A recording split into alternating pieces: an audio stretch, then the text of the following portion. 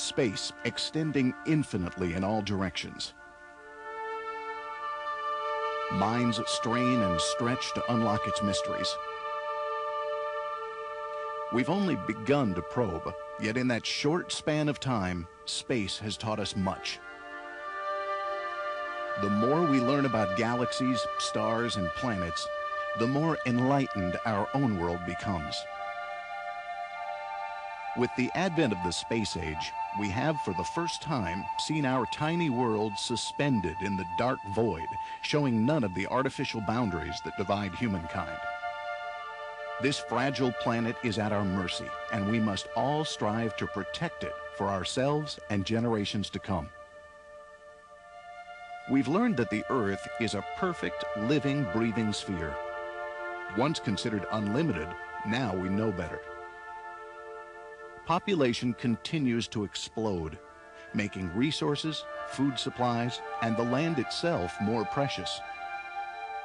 Social problems such as crime, debt, poverty, disease, and incompetent governments compound the problems. Problems that aren't solved by politics or by leadership that doesn't lead. We are losing faith and growing impatient as we watch these conditions spread, and rightly so, since practical solutions are within reach.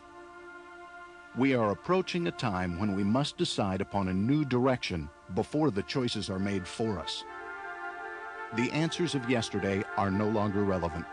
We can now act decisively with a new direction designed to further our social evolution and boldly enter the 21st century. In the next few minutes, you will see a vision of the future with a fresh approach. A vision with human and environmental concern. A vision called the Venus Project.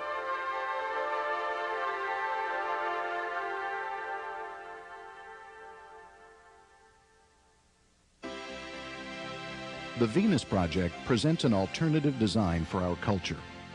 It provides an attainable direction for a bright and better future by applying the latest technologies directly to our social system to benefit the lives of everyone. Through education and the intelligent application of what we already know, we can eventually eliminate war, poverty, hunger, debt, crime, and taxes. There's no place to hide today. You cannot escape from human stupidity. War, weapons, corruption seems to be prevalent all over the world. Merely talking about idealism and not designing an approach does not alleviate the problem. Our main aim and our main reason for funding is to make these things a reality. The aims of the Venus Project are to ensure social and economic stability, quality medical care and education, a clean environment, plentiful housing, goods and services, recreation, and access to all the amenities that a prosperous, innovative society can provide. These goals are not merely a paper proclamation. They can be translated into a physical reality if, as a society, we choose to do so. A democracy that does not ensure the necessities of life is meaningless. So I would say the more we invest in human beings, in warmth, love, education, good fellowship, the more secure all our futures. We are tied in with nature and all of the environment surrounding us. To negate or neglect any part of that would be damaging to ourselves and our own aim. We do it because it's the decent and constructive thing to do.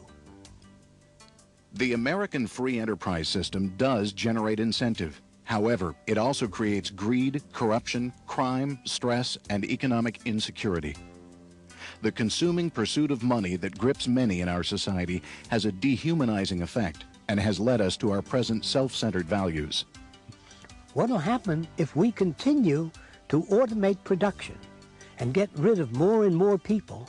Pretty soon, if you automate typing and you automate most human jobs, then the majority of Americans and the majority of people all over the world will not have the purchasing power to buy products.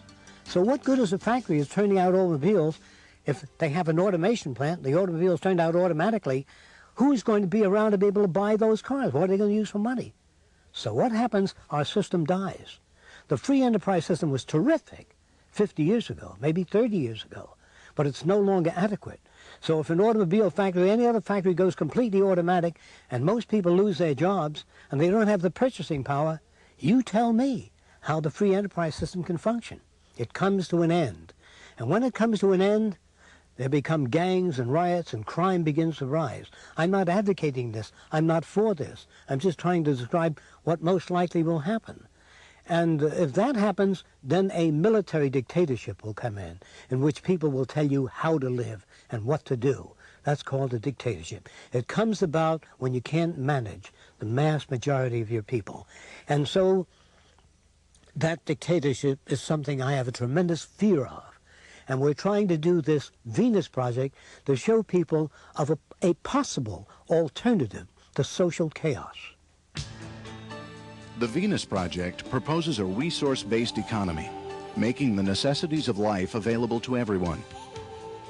The real value of any nation is its developed and potential resources and the individuals that are working towards the elimination of scarcity. This can only be accomplished through the intelligent application of science and technology.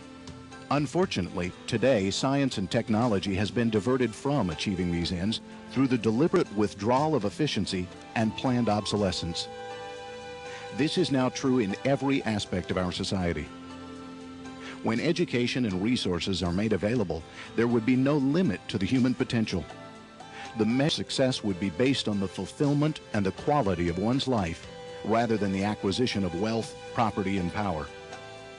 By the redesign of our culture and overcoming scarcity, most of the crimes and even the prisons of today's society could be eliminated. The Venus Project's proposed cities and industrial plants would be the birthplace for such an environment.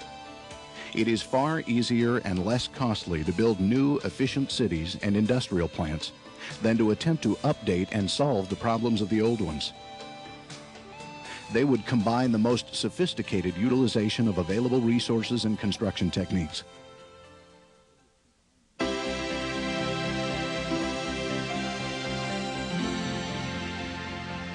The city's circular arrangement in its geometric elegance would be surrounded by parks and lovely gardens and designed to operate with the minimum expenditure of energy to obtain the highest possible standard of living for all. The city's concentric circles each have a specific function. The agricultural belt is situated in the outermost perimeter. A waterway surrounds the agricultural belt, which produces bountiful crops, many grown in transparent enclosed buildings without the use of pesticides and dangerous chemical fertilizers. 8 areas are set aside to provide energy from the wind, sun, and other clean, renewable sources. There will be continuous research and development for new clean energy.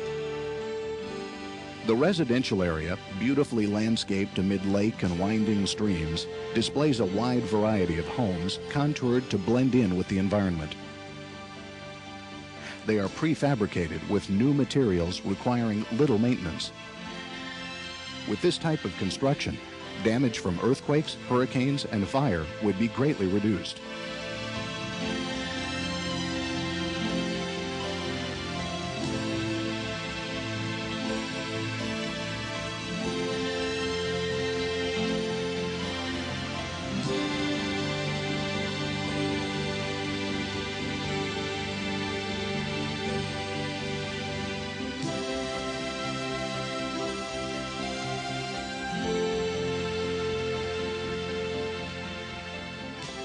As we leave the residential district and move towards the city center, we pass additional recreational facilities and dining areas.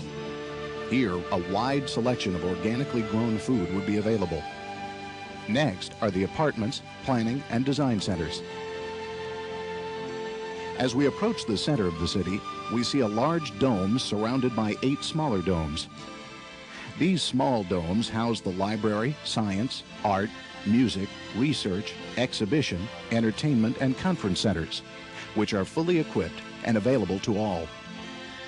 The central dome or theme center houses the cybernated system, educational facilities, shopping, communications networking, and the medical center.